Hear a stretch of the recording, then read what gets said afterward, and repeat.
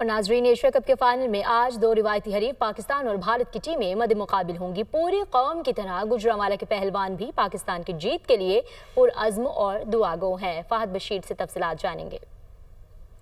आज देखिए, Asia cup की तारीख का बड़ा मैच जिसमें दो रवायती हरीफ पाकिस्तान और भारत की टीमें मद्दे मुकाबल होंगी।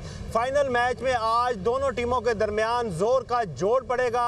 पूरी कौम जहां पाकिस्तान की जीत के लिए दुआ गो है। मेरे साथ इस वक्त मौजूद है सितारा पाकिस्तान रियाज पहलवान। तो क्या कहेंगे आज के मैच के हवाले से? जब भी इंडिया पाकिस्तान का मैच होता है ना, तो पहलवान बड़े पुरजोश तरीके से पाकिस्तानी टीम की हिमायत करते हैं।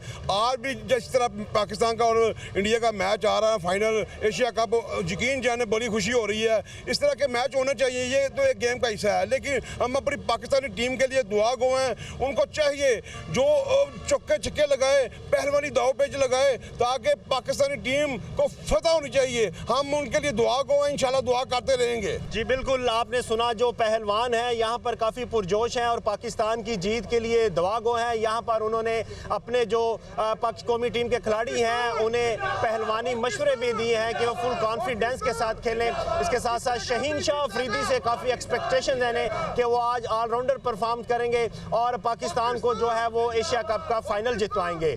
जी।